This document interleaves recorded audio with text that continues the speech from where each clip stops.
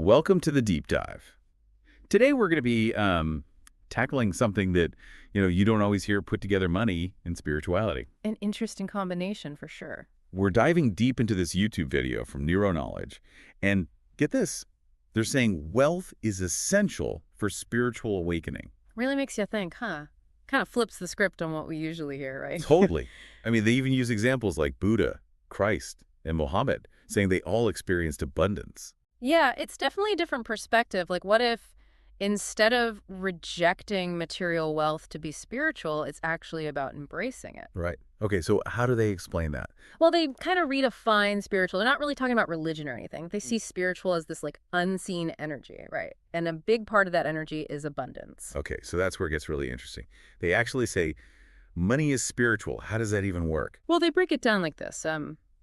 Money is basically just an exchange of value. And that value, where does it come from? Emotions. We pay more for things we're excited about, things that make us feel good. Okay, yeah. And emotions, well, those are just energy, right? Wow, I never thought about it like that before. That kind of makes attracting abundance seem a little less, I don't know, out there and a lot more practical. Exactly. And if money is energy, that means the energy we bring to our finances, that's crucial.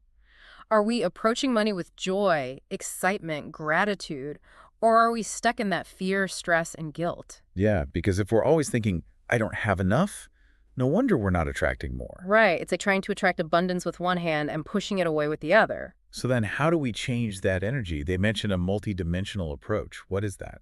It's about getting our thoughts, our beliefs, even our identity, all in line with that financial reality we want to see. It's not just about wanting more money. It's about like embodying abundance. So less about chasing external wealth, more about cultivating a feeling of abundance within. Yeah. The video makes a really good analogy. They say trying to change your finances just by working more hours, that's like trying to change an effect by changing another effect. What do we need to change then? To really change things, we got to get to the cause, our internal world, our beliefs about money, the energy we're putting out. So, like, how do we actually embody that abundance if we're, starting from a place of maybe not having had a lot? Well, the video talks about how our upbringing can really shape our relationship with money and how that can actually block abundance. They call it like the survival paradigm. Survival paradigm. Okay, break that down for me. So imagine growing up in a household where money was always tight, always worrying about bills.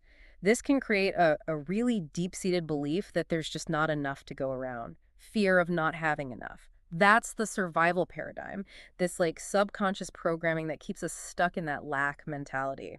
Makes sense if that's all you've ever known, Yeah. right? Money is scarce, got to hold on to it tight. Right, but here's the thing. The video argues that this survival mode, it operates on a low frequency.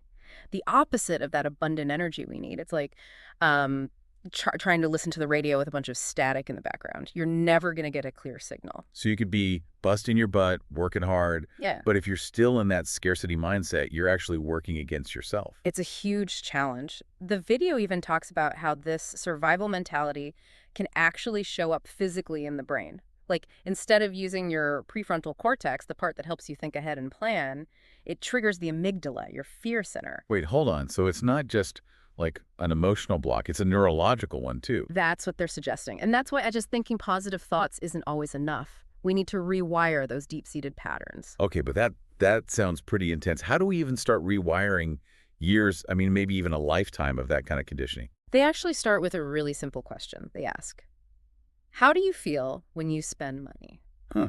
I never really thought about it like that. I mean, I don't usually feel, good about spending money.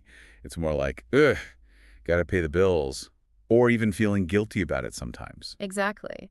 And if money is energy, those negative feelings are like putting up walls. You're actually repelling abundance every time you spend with that kind of energy. So what are we supposed to just start throwing money around and like pretend to be happy about it? No, no, no. It's not about being irresponsible or anything. It's more about changing your perspective. Instead of thinking about what you're losing when you spend, how can you appreciate the value you're getting in return? The things you're buying, experiences, all of that. Yeah. And even just the act of being part of that flow of energy. When you spend with joy and gratitude, you're not just buying something, you're telling the universe you trust in that abundance. So we're like changing our whole vibe around spending, not about what we're losing, but being part of this flow of abundance. Exactly. And the more we can shift from that fear to gratitude, from scarcity to abundance, the more we align ourselves with it. And it can actually flow into our lives. Like we're, I don't know, making space for it by feeling it, even in those little everyday purchases. Yeah. And they even take it a step further, saying this abundance mindset isn't just about, personal gain. It's about tapping into something bigger. They call it the God mind, this like infinite source of abundance that's available to everyone.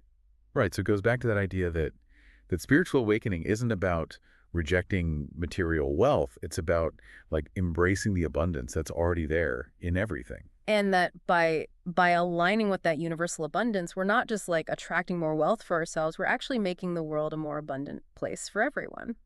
That's a powerful thought. That how we view money, how we treat it, can actually like impact the world around us. It really can. And the video leaves us with a really thought-provoking question. They ask us to really define what abundance means to us personally. Because it's not really about how much money is in the bank, is it? Not at all. It's about cultivating a feeling, a deep sense of peace, knowing that you have more than enough no matter what. That's a really good feeling. And it makes me realize that maybe abundance is a lot closer than we think. It's not about, chasing stuff or trying to prove something. It's about finding that inner peace, that feeling of being taken care of. And, like the video suggests, that might be the real key to unlocking not just financial abundance, but spiritual abundance as well. This deep dive definitely got me thinking. The idea that our relationship with money could be like holding us back spiritually, that's big. What do you think? Have you ever thought about money as energy? We want to hear from you. Head over to our website at www.ultimatemasters.org coaching for more on unlocking your full potential.